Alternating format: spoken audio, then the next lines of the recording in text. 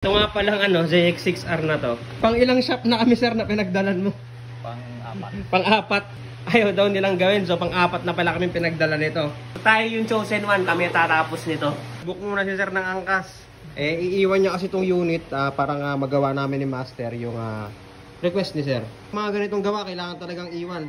Kung hindi kami nagmamadali sa mga maliliit na motor, mas lalo sa mga ganito. Thank you. Thank you sir Thank you sir. Update ka namin. Ang gagawin natin ngayon is Kawasaki ZX6R.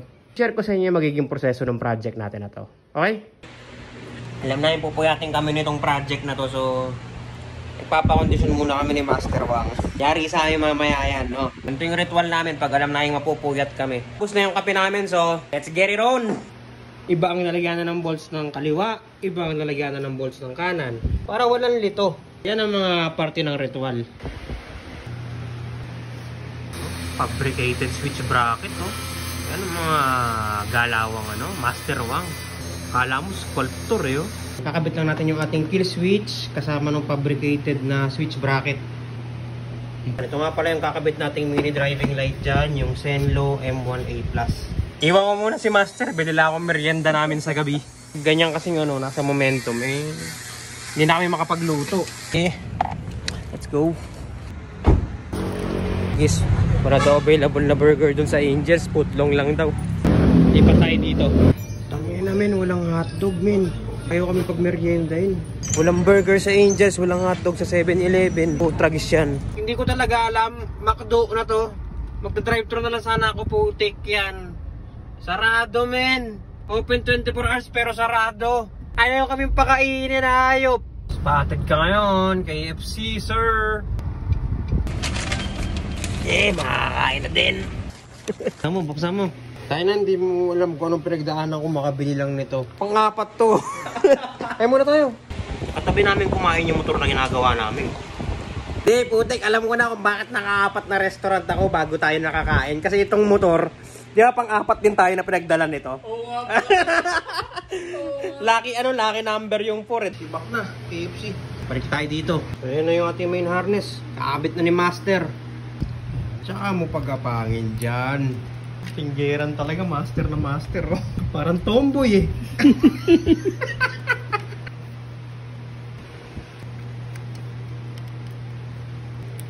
wiring na lang ni Master Wang. Kukonect na lang natin yung mga terminal ng auxiliary lights papunta dun sa ating main harness kit.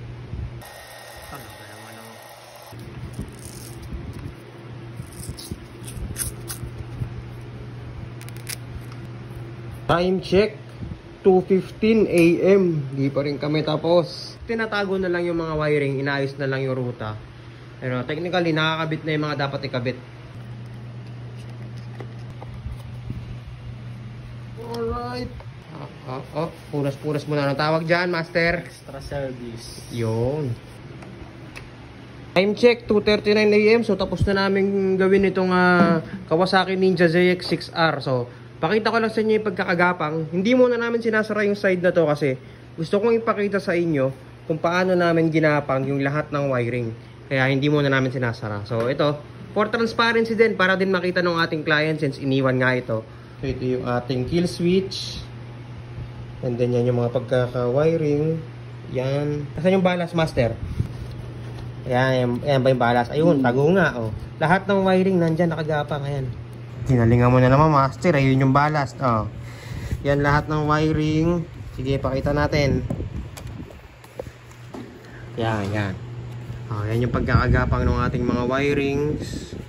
Lahat yan nakasunod lang sa original harness kit ng bike. Yan. Oh, yung papunta na dun sa ating mga relays tsaka battery terminal. So, yan. Ayan na lahat ng pagkakagapang natin. And then yung mini driving light, syempre, last but not the least, pakita ko sa inyo kung paano natin minount. Oh, hindi nyo makita, no? Kita nyo ba yung mini driving light kung nasaan? Hanapin nyo nga. Ito yung mini driving light. Papakita ko na nga. Oh. Ayun, no? Ayun. Papakita mo, Master. Buksan mo yung ating kill switch. Oh. Sige, buksan mo. O yan, syempre, gaya ng nakasanayan, bago isara, Extra service. yung mga hindi naman lagi nalilinisan, lilinisan natin. Mga haplos ni Master Wang.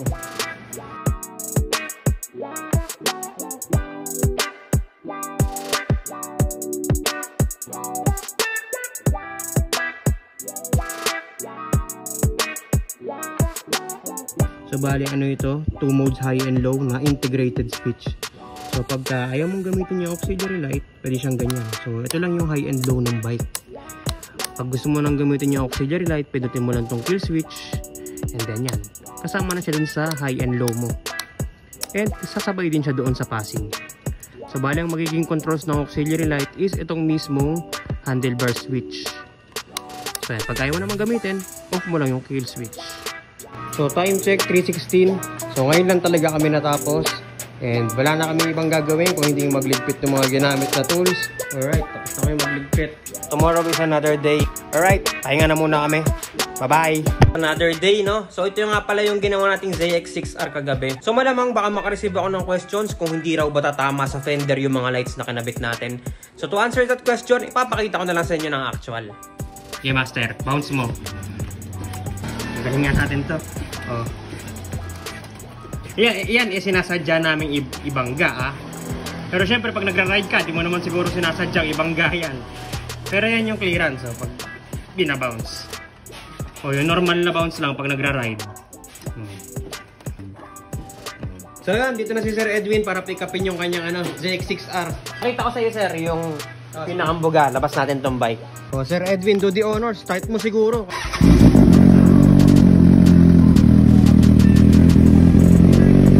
Ayan, okay na. May paano pa sa amin si Sir, may bigay pa sa amin si Sir na panghimagas.